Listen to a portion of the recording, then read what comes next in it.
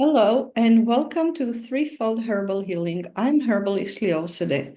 I help people who are sick and tired of feeling sick and tired, people who struggle with chronic conditions, grow their health from the roots up.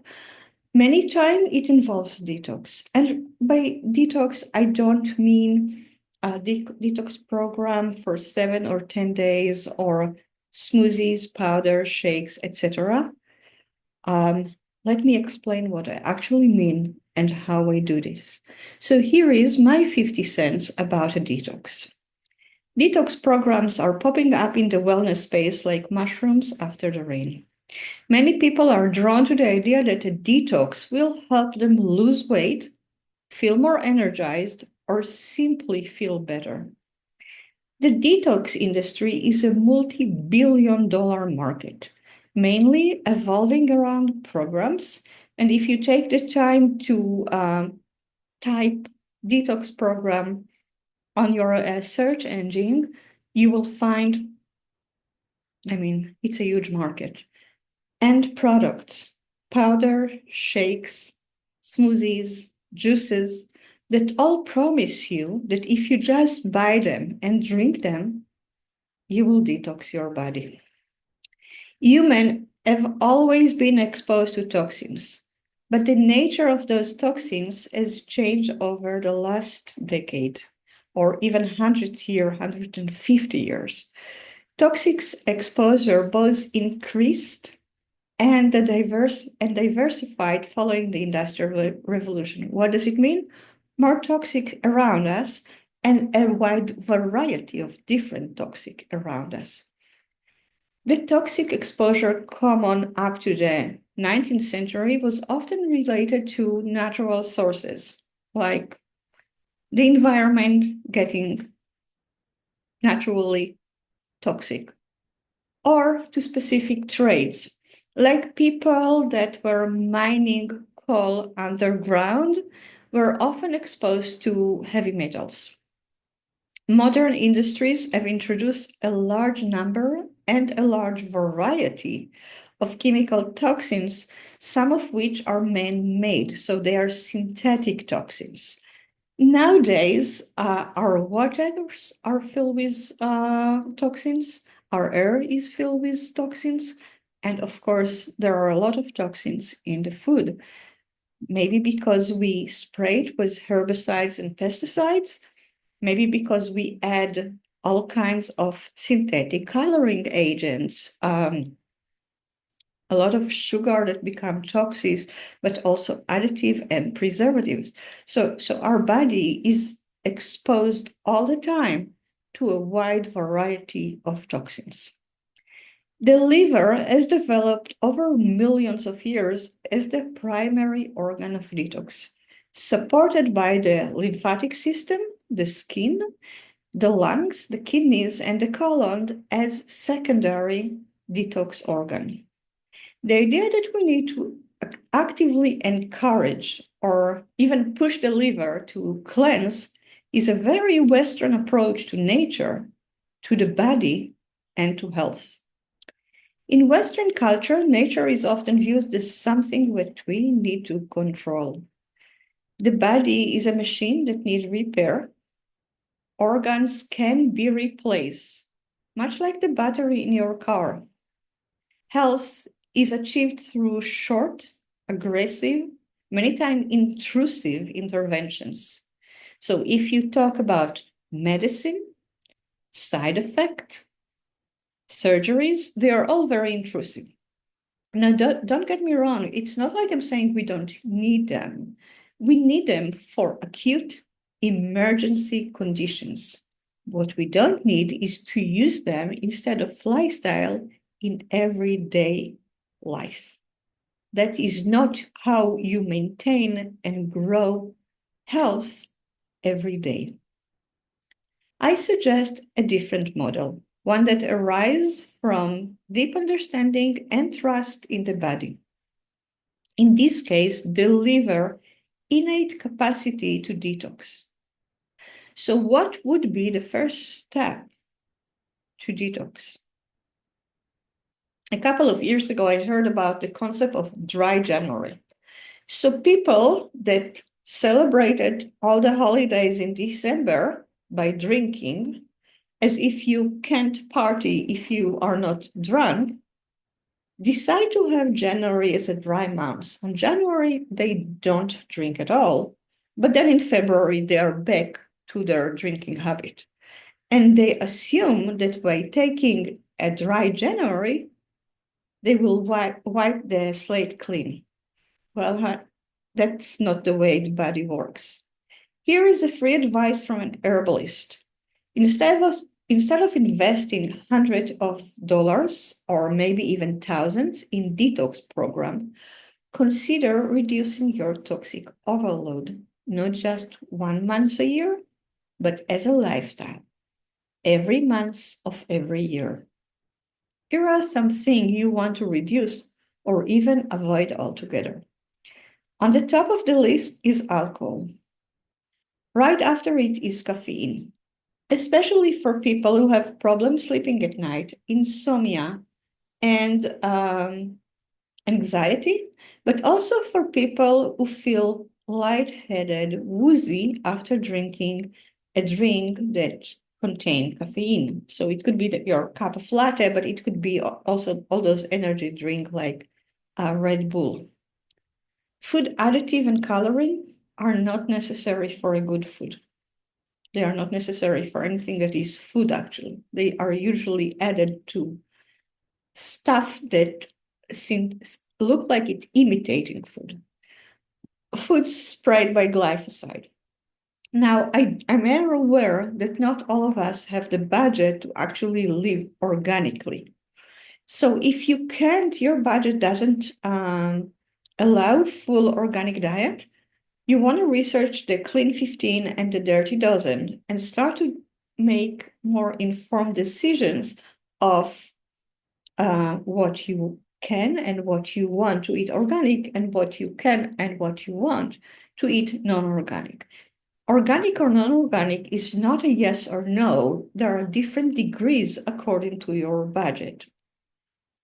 Pharmaceuticals, you can't always avoid them. Sometimes people really need them, even on an ongoing basis in some condition. But you can be more discerning before you reach to the medicine cabinet. Think twice if it's really necessary, or are you just now looking for the quick fix?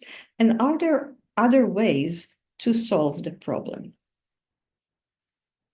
Detox is a two-phase chemical process that happens in the liver. It transforms fat-soluble substances, such as pharmaceuticals and hormones, into water-soluble toxins that the kidney can expel from the body with the pee. When you think about pharmaceuticals and hormones and fat-soluble, what does it mean? Pharmaceutical, it's all the medication that you took. Hormones are naturally occurring in your body. We are talking on estrogen, progesterone, cortisol, all those hormones that have a backbone of cholesterol. The liver needs to break down this backbone and turn it into a water-soluble compound that the kidneys can actually secrete. You want to consider phase 1 as collecting the garbage in the trash bag, and phase 2 as taking the trash bag to the recycling center. If you collected all your garbage in the trash bag and then left for work in the morning and forgot to take your garbage with you, so you come back in the evening after you finish working, you open the door to your house, and already when you step in, you can smell the fall smell of rotting garbage. Then when you get into your kitchen, you see the mosquitoes swarming around the garbage bag. And when you look at the floor, there is a liver of toxic juices leaking on your kitchen floor from the garbage bag. Detox programs can be dangerous if they encourage the first phase of detox when the body doesn't have the capacity to complete the second phase at the same rate. So what will happen is similar to a bag filled with fermenting trash leaking on your kitchen floor. Reactive toxins will start to leak back into your bloodstream, wreaking havoc throughout your body. As always, the saying, it's not what you take, it's what you do, applies. So I'm going to say it again. It's not what you take. It's not this magic powder, magic shake, magic juice that they try to sell you. It is what you do every day as part of your lifestyle that allow the liver to know what the liver does best. A healthy, nutrient-dense diet will support an efficient liver detox without magic smoothie and supplements. The liver relies on a couple of important nutrients to do what it knows better than any detox program at its own rate. So the liver has its own pace, and we need to be patient and allow the liver to work at its own pace. You can support the liver by eating nutrient-dense diet. So let's look at what a nutrient-dense diet that supports the liver can look like. Nutrient-dense diet for phase 1 in the liver detox. Multiple vitamins are needed for the first phase. Detox is one of the most energy-consuming functions in the body. Liver cells need to produce a lot of energy to work at a full capacity. Energy production involves vitamins B1, B2, B3, and B5. At the same time, vitamin B2, B3, B5, B6, B12, and folate is B9, are necessary for completing phase 1 detox. So you need a large variety of B vitamin for the first phase of liver detox. Where are you going to get all those vitamins? So thiamine is vitamin B1. It's found in all grains, in the bran of the whole grain, legumes, sunflower seeds, and pork. Nutritional yeast is exceptionally rich with B1 vitamin. Riboflavin, vitamin B2, is found in organ meats, especially liver. Now, when you consider adding liver to your diet, you need to remember that liver is it's the place where we process toxins. So animals that were exposed to toxins in their feed, in their environment, will have a very toxic liver. So when you eat their liver, you will expose yourself to all those toxins. So if you decide to add liver to your diet, you want it to be organic. Almonds, mushrooms, spinach, and dairy products are also rich with riboflavin, or B2. Niacin is vitamin B3. It is found in tuna, chicken, turkey, salmon, and peanuts. Pantothenic acid, B5, it's found in shiitake mushrooms, avocado, sweet potatoes, and lentils. Pyridioxine, vitamin B6, found in chickpeas, tuna, salmon, chicken breast, and potato with their skin. Biotin is vitamin B7. It's found in egg yolks, nuts and seeds, and sweet potatoes. And folate, vitamin B9, is found in dark leafy green legumes, especially lentils and pinto beans, asparagus, and beets. Cobalamin, vitamin B12, is found in animal products. Clams, liver, nutritional yeast, salmons, and beef. Other nutrients that support the first phase of detox are magnesium. Magnesium is found in dark leafy greens, dark chocolate, nuts and seed, and whole grains. Iron is found in animal protein, legumes, and blackstrap molasses. So you need both iron and magnesium to support phase 1 detox. Now, after phase 1, you get yourself what we call the intermediate phase. The result of phase one is a production of a lot of free radicals that are highly reactive toxins and might be more reactive and more toxic than the toxins that you try to detox before phase one. Therefore, you really want to neutralize them. Some foods that can help neutralize free radicals are antioxidants. You can find antioxidants in vitamin C and vitamin E and beta-carotene. Beta-carotene is all those vegetables and fruit that are orange. Sweet potatoes, carrots,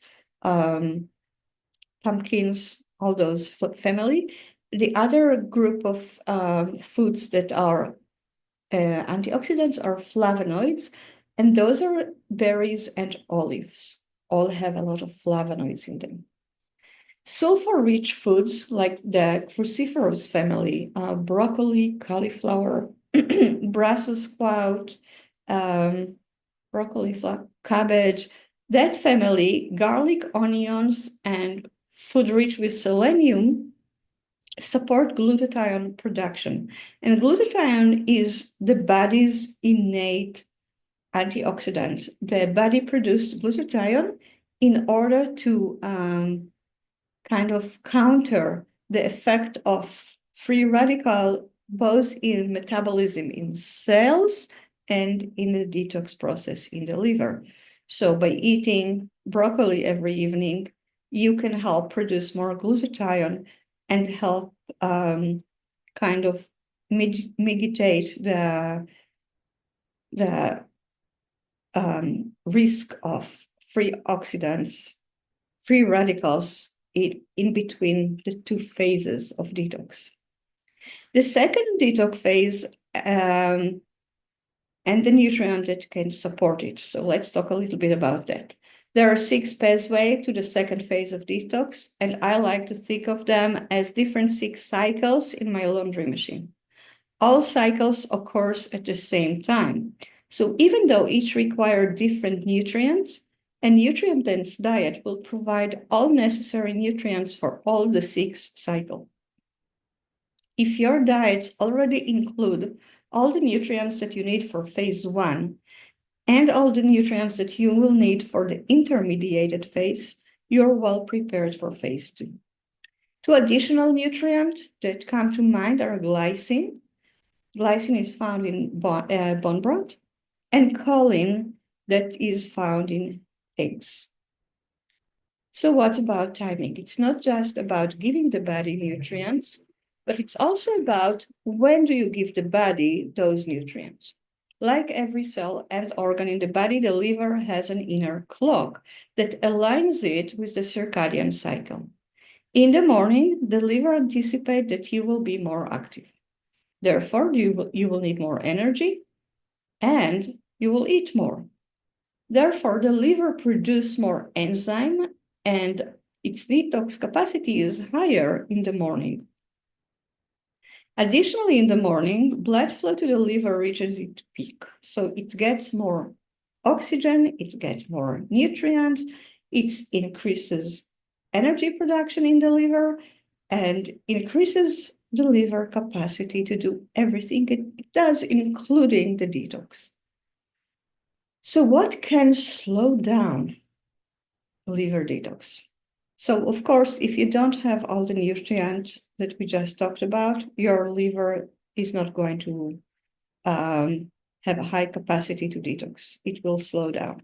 So you really want, especially those B vitamin, magnesium, iron, you want to be repleted. Certain drugs like benzodiazepine, antihistamines, and antacid also slow down liver detox function. Low thyroid, hypothyroidism can slow down liver function. Insulin resistance and dysbiosis interfere with the capacity of the liver to detox. So one more thing to consider is overall health of your liver.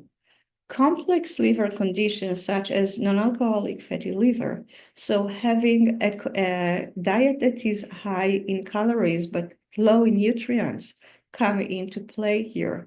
If you eat a lot of sweet or a lot of simple carbs, then you end up with non-alcoholic fatty liver, and your liver function will be compromised. So your detox function will be slow. Jaundice, hepatitis, and cirrhosis, so more complex liver conditions, will also slow down your liver function. Those conditions require the care of professional health practitioner. So you need to seek support. Bitter herbs have profound effect on the liver. I recorded a video, and if you scroll down, you will find it, that is called The Bitter Truth, about the effect of bitter herbs and food on bile production and detox processes in the liver. So if you're interested to dig down further, that's a good one to watch and listen. Lifestyle and herbs can support the natural capacity of liver to detox. And next week, I'm going to talk about 3 categories of herbs that can support the liver health. So stay tuned for that. That was my 50 cents about detox and the liver, and how you can support liver detox in a way that is not intrusive, is respectful, and support the innate capacity of the liver to detox. I hope it was helpful. I'm really grateful if you listen so far. Thank you for taking the time and listening to me. I would love to hear back from you. So please leave me a comment, or if you have a question under this video. Thanks, and have a good day. Bye.